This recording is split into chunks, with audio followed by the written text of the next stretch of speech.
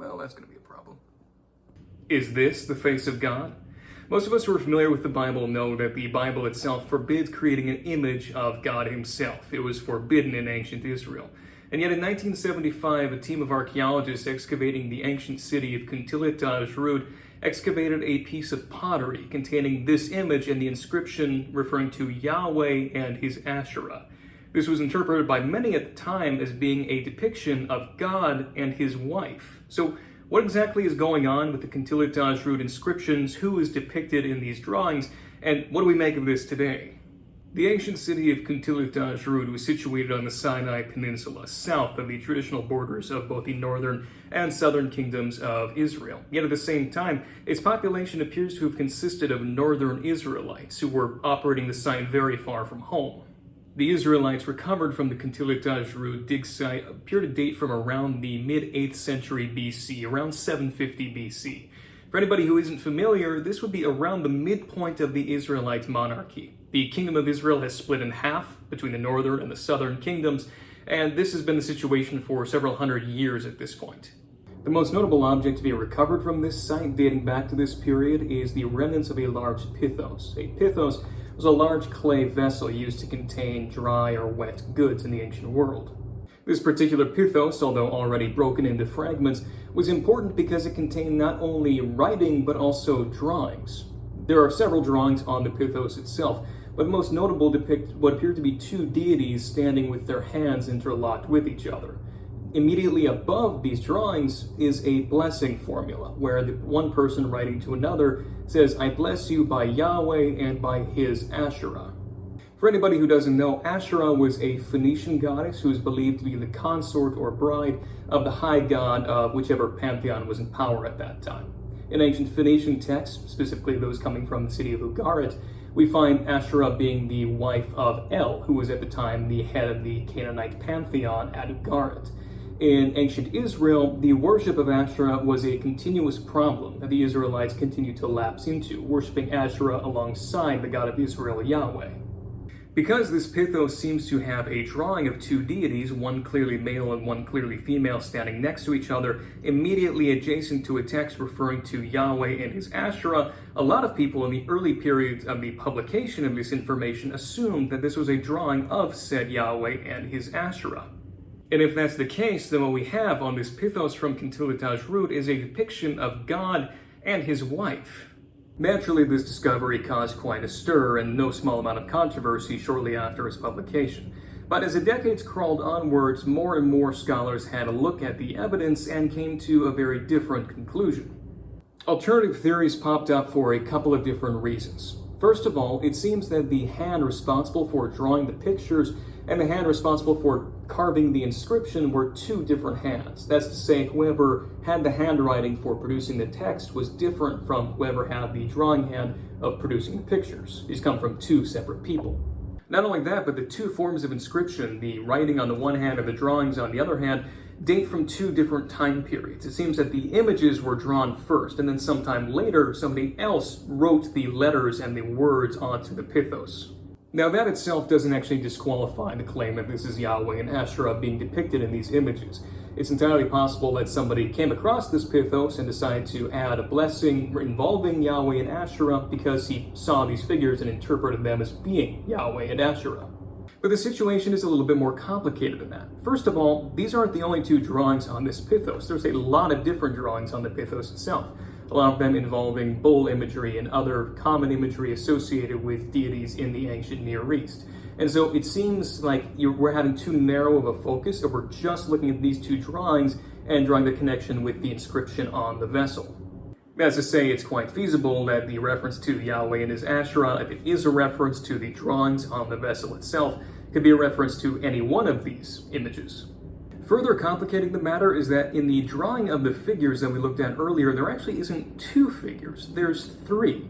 So if this is a reference to Yahweh and his Asherah, it's weird that there's a third person in the background, just kind of like...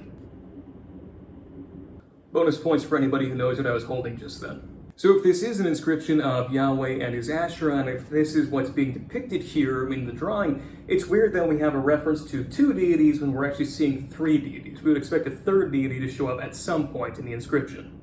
And on top of the iconographic issues, there's also an issue with the grammar of the text itself. Now, ladies, for the 2 women who watch this channel, I know that you don't like being treated like objects. Unfortunately, the ancients thought the same way. Not about women, that unfortunately did happen, but about Asherah in particular. Remember that the text in this inscription refers to Yahweh and his Asherah. Now, this is a problem because the word Asherah takes a possessive pronoun, his Asherah. And the reason why this is a problem is because in ancient Hebrew, you can't put a possessive pronoun on personal names. That's to say that there's never any other instance in which a possessive pronoun actually attaches itself to a proper name. You see this thing here? This is what's called in Hebrew a third masculine singular possessive pronoun, and it never shows up on the end of a personal name. And yet it does show up at the end of Asherah in the sentence in this inscription. Now what's interesting is that it could show up in this situation if what it referred to was his wife. It was common to see the word wife and conversely the word husband in Hebrew take the possessive pronoun, his wife, her husband. These words can take possessive pronouns at the end of them, but personal names can't. So maybe whoever made the inscription just wasn't particularly good at grammar, but there's actually another explanation that makes a lot more sense in light of the archaeological and historical context. You see, in addition to being a proper name, the word Asherah also referred to the primary cultic object associated with the worship of Asherah, the Asherah pole. In fact, whenever an Asherah pole actually shows up in Hebrew, you actually can't tell the difference between the proper name Asherah and the reference to the cult object, the Asherah pole. The word pole is substituted by translators. It shows up as Asherah in the Hebrew text. And so there's a lot of confusion when it does show up as to whether it's referring to the goddess Asherah or the object used in the worship of the goddess Asherah, the Asherah pole. Asherah poles were objects of uncertain character. They appear to have been wooden objects. Some suggest that they were living trees, others that they were carved pieces of wood from stumps and lumber and things of that nature. But they appear to have been a vertical piece of wood, living or dead, that was used in the worship of the goddess Asherah. So what seems to make the most sense, at least to most scholars who specialize in looking into issues like this, is that this isn't a reference to his Asherah, meaning the goddess Asherah being the wife of God, but rather his Asherah pole. But that introduces another question. If the Asherah pole was used to worship Asherah, why does Yahweh have an Asherah pole? When the Israelites moved into Canaan, their chief god was Yahweh. This is the God of the Bible, the God of the ancient Israelites, the God of Jesus, and the God of Christians and Jews today. But what's interesting is that as Yahweh moves into Canaan with the people start ascribing to Yahweh more and more of the functions of the other deities who lived in Canaan before them. So, for instance, the chief storm god of Canaan was Baal. And as the Israelites settled Canaan, they relied more and more on storms to keep their crops growing. So we see a lot of imagery adopted from the Baal cult and applied to Yahweh. Baal wasn't worshipped by Orthodox Yahwehs, although Baal worship did happen.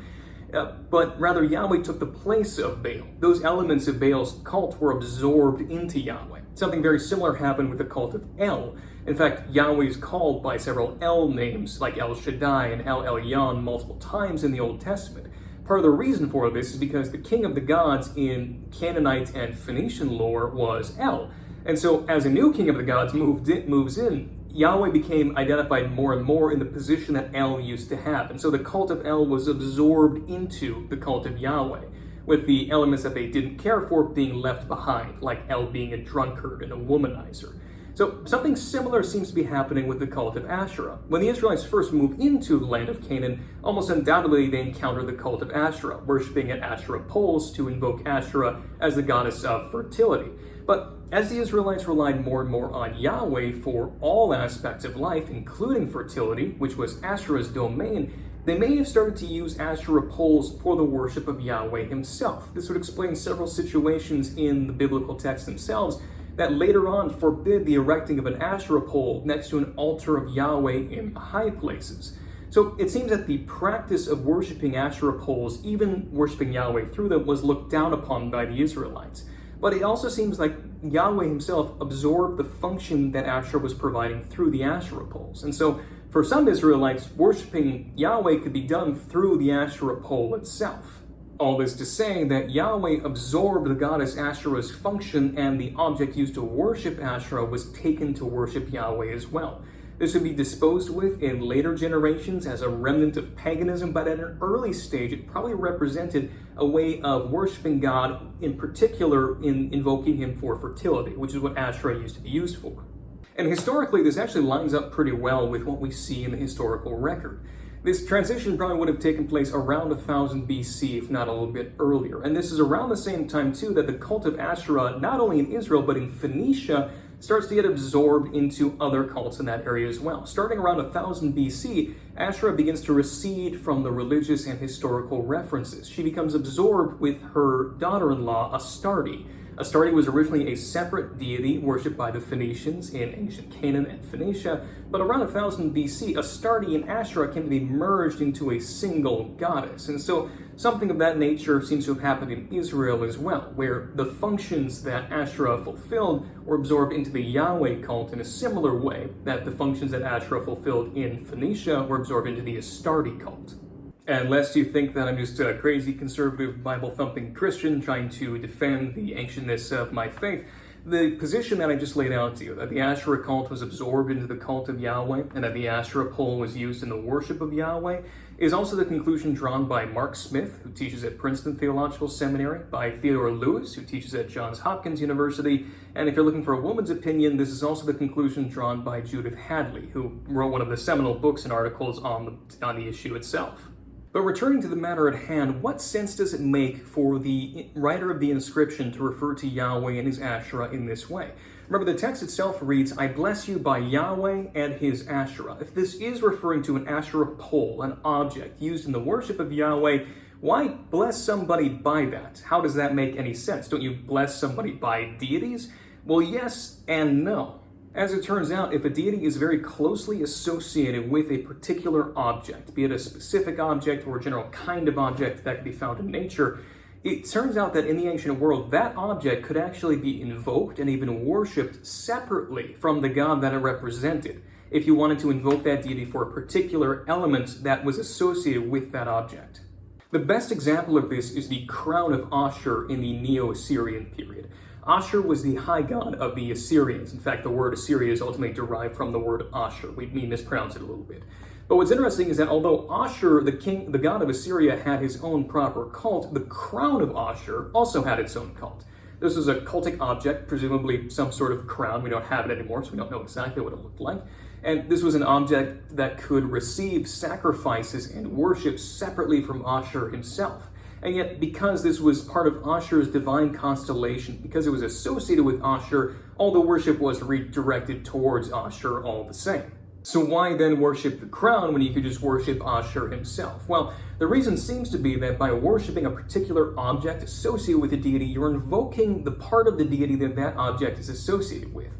The Neo-Assyrians, and Assyria in general, was very imperialistic. They always had dreams of ruling over the entire known world, and sometimes they succeeded in achieving that dream. And the domination of Asher over the whole land could be invoked by reference to his crown, his right to rule, essentially. So if you wanted to pray to Asher in general for success, you could certainly do that. But if you especially wanted to emphasize the fact that you wanted to be the ruler of everything, you could pray to his crown specifically, to invoke a particular part of Asher in order to achieve your own ends. And this provides a plausible backdrop for what's going on in the Kuntillet Ajrud inscription here. The one person who's writing this is blessing the recipient by Yahweh, but he wants to bless him in a particular element of Yahweh's scope of power. Remember, Yahweh absorbed the Asherah cult, which was previously concerned with fertility. So it seems that whoever wrote this pithos inscription to the recipient wanted to bless that person by Yahweh in general, but specifically in Yahweh's ability to grant fertility through the Asherah pole. So essentially, this person is saying, I want Yahweh to bless you in general, but I specifically want him to bless you with fertility. And in doing so, he invokes the Asherah pole, which by this point was associated with Yahweh. So that solves the mystery of the written inscription itself. But what about those pesky drawings? If that isn't the depiction of Yahweh and his Asherah, then what are they a picture of? The best answer has been provided by a scholar named J.A. Emerton, and another scholar named Othmar Keel in his famous book on gods and goddesses in ancient Israel later provided support for Emerton's conclusion. Emerton compared the iconography of the figures depicted in the Kuntillet Ajrud drawings with various depictions of deities from the ancient world. And what he found was that there's actually a lot of overlap between these particular figures and the figure of Bes in ancient Egyptian inscriptions. Bes was an ancient Egyptian household god. He was a lower deity, not particularly important in the pantheon, but nevertheless was invoked by parents who wanted to protect their children, and also as somebody who would basically keep houses free from evil spirits. Bes is the best candidate for identifying this figure because of similarities in the iconography between depictions of Bes and the Kuntillet Ajrud drawings. Note, for instance, in the comparison between these two drawings here. First of all, look at the vegetation crown between the two of them. That's one of the things that struck me as odd in the Kuntillet Ajrud inscriptions in general. Note also the squatting posture. There's also the hands on his hips, the squatting posture, and another similarity shown under the black bar that I'm not going to show you, but if you really want to, you can use your imagination. On top of this, Bes was one of two ancient deities, the other one being Osiris, who were depicted in ancient Egypt iconography as playing instruments, and this explains the third figure in the scene below here, which seems to be a figure playing a stringed instrument. Bes likewise had a female counterpart, Beset, who shows up with him in several ancient examples like this one. And finally, let's remember where Kuntillet Ajrud is. It's not in Israel. It's on the Sinai Peninsula, halfway between the nation of Israel and Egypt. And we have other examples of Egyptian influence in sites from around this area, like Hazor, which reflects an entire cult to the Egyptian goddess Hathor in Canaanite times. So there seems to be a concentrated Egyptian influence in the area where these drawings are found, and the iconography lines up very well, not with depictions of Yahweh, but with depictions of Bes. So there you have it. Unfortunately, what we have here isn't a picture of God and his wife. Though if anybody was going to draw it, the northern Israelites, like those who settled Kuntillet Ajrud, were probably a top contender, since they were known for their rampant polytheism. But if you're looking for a depiction of the God of Israel, I'm afraid you're going to have to look elsewhere this time. Thanks for sticking with me to the very end here. I appreciate your attention. Feel free to like, comment, or subscribe, and let me know if you think I'm wrong in the comments below. I'd be interested to see if anybody has a different take. Yes, we are dealing with a different camera angle. My standing desk finally came in. The microphone is coming next, so I'll have to figure out a pretty good one for what's going on here. And yes, we're finally going to be returning to the New Testament soon. I haven't picked the topic yet, but we've been spending a lot of time in the Old Testament. It's about time we start looking at the New Testament. There's nothing particularly interesting there anyways, just Jesus or something like that, but apparently that's what people like these days, so that's what we're going with. But thanks again so much for your attention. Take care of yourselves, and I'll see you all next time. Stay safe.